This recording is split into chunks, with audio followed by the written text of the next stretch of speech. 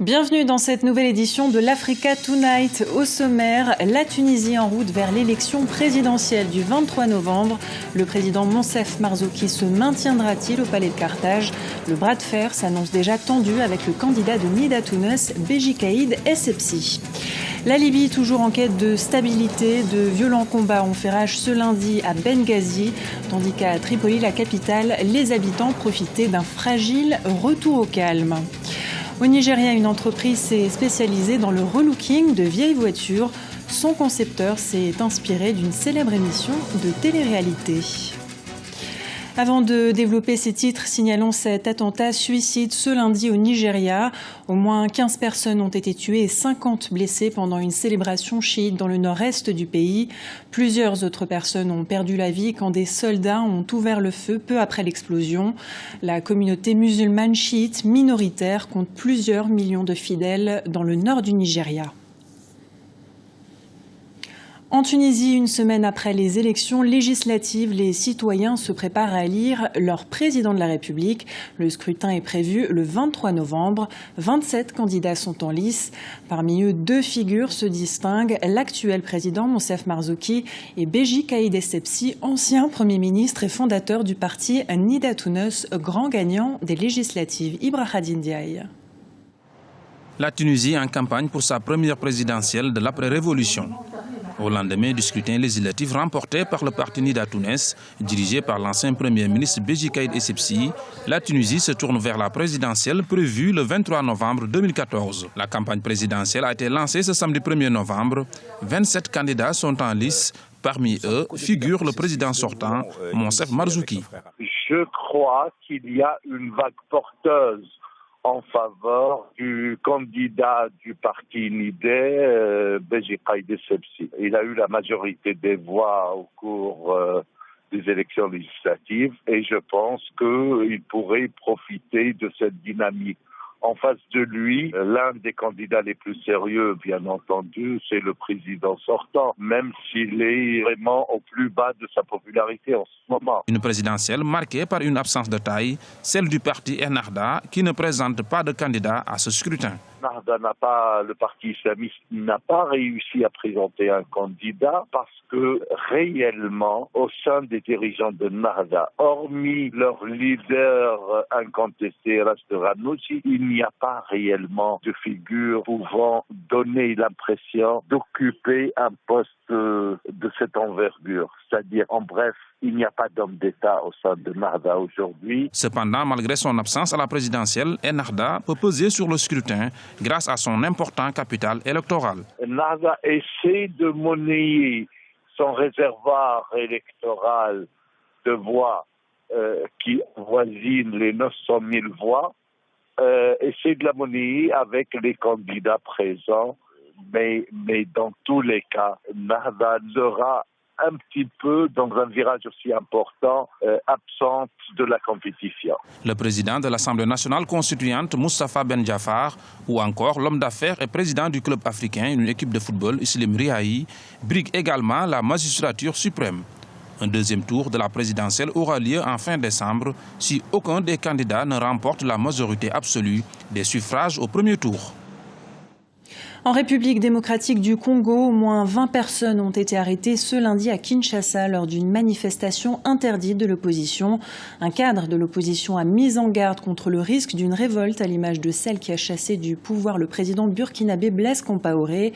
L'Union pour la démocratie et le progrès social et l'Union pour la nation congolaise avaient annoncé un rassemblement ce lundi devant la mission de l'ONU pour demander l'ouverture du dialogue national. En Libye, de violents combats ont eu lieu ce lundi aux abords du port de Benghazi. Depuis la chute du régime de Mouammar Kadhafi en 2011, le pays est plongé dans le chaos.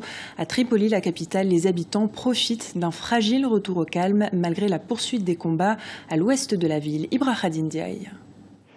Lueur d'espoir à Tripoli où la vie reprend petit à petit son cours. Depuis plusieurs mois, la ville était à la merci des milices armées qui se disputaient tour à tour le contrôle de l'aéroport de Tripoli. Contrôlé depuis 2011 par la milice de Zintan, il est depuis le 13 juillet le théâtre de violents combats. Des hostilités qui ont déjà fait plusieurs dizaines de victimes. Aujourd'hui, le calme semble être revenu dans les rues de la capitale libyenne. La vie à Tripoli est maintenant tout à fait normale. Voitures, piétons et les commerces sont tous de retour à un rythme normal. Les denrées alimentaires sont disponibles et l'électricité est maintenant disponible 24 heures sur 24. Les stations d'essence sont maintenant vides. Il n'y a plus de voitures qui font la queue en attente de carburant. Autre signe du retour à la normale, la reprise des cours dans les écoles qui avaient été fermées du fait de l'insécurité grandissante et la réouverture des établissements bancaires. L'année scolaire a bien commencé, même si nous avons eu quelques petits obstacles en ce qui concerne les manuels scolaires, mais nous avons réussi à les surmonter grâce à Dieu. L'école et les études vont être mieux, avec la volonté de Dieu.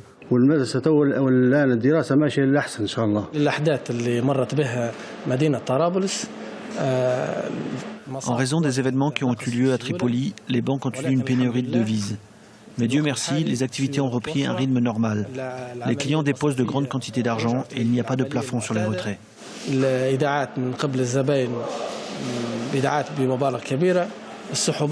Toutefois, les combats se poursuivent toujours dans l'ouest de la capitale Tripoli. Cette instabilité menace l'économie qui dépend à 98% des exportations d'hydrocarbures. Face aux menaces répétées à l'encontre des nouveaux élus, le nouveau gouvernement et la Chambre des représentants ont transféré le siège du pouvoir dans la ville de Tobrouk, à l'est du pays. La Coupe d'Afrique des Nations 2015 se disputera bien du 17 janvier au 8 février prochain. La Confédération africaine de football l'a confirmé ce lundi à l'issue d'une réunion entre ses dirigeants et les autorités marocaines à Rabat. Le Maroc avait demandé à la CAF le report de la compétition en raison de la propagation du virus Ebola sur le continent. Un autre pays pourrait être désigné en remplacement du Maroc. Les instances marocaines n'ont pas encore réagi à cette annonce. À présent, focus sur une entreprise spécialisée dans le relooking de vieilles voitures. Filua Pimp My Ride est un atelier créé au Nigeria en 2007. Son concepteur s'est inspiré d'une célèbre émission de télé-réalité américaine, découverte avec Aminata Diak. Reprendre des vieilles voitures et les remettre en état, telle est la passion de Rachid Filua Omolulu, propriétaire de l'atelier Filua Pimp My Ride à Lagos au Nigeria. Le concept est inspiré de l'émission de télévision américaine Pimp My Ride diffusée sur MTV. So you look at it now. So you see the inside. Regardez maintenant, vous voyez l'intérieur, il est toujours vide et nous sommes en train de le transformer en salon. Nous avons déjà fait la peinture, l'intérieur, puis le tableau de bord de la même couleur que le véhicule. Et puis si vous regardez à l'intérieur, il est vide. Donc nous allons faire un salon qui aura une télévision à écran plat, un réfrigérateur, un lecteur DVD et une caméra de recul.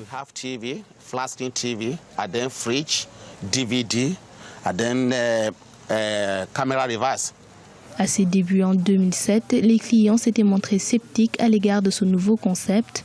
Pour les attirer, l'entrepreneur a commencé par relooker sa propre voiture. Les gens regardaient mon travail d'un air interrogateur, se demandant comment quelqu'un arrive à transformer une voiture en autre chose, à la remodeler, que ce soit des BMW ou des Mercedes. Vous pouvez vous asseoir confortablement à l'intérieur et regarder la télévision. J'ai utilisé ma propre voiture pour commencer et puis l'émission américaine Pimp My Ride a lancé mon activité. Quand certaines personnes regardent Pimp My Ride, elles pensent à Filua Pimp My Ride du Nigeria. Elles ont donc commencé à refaire leur propre voiture. Avec un investissement initial de $24 242, Filua Pimp My Ride pèse désormais plus de $3 030 303.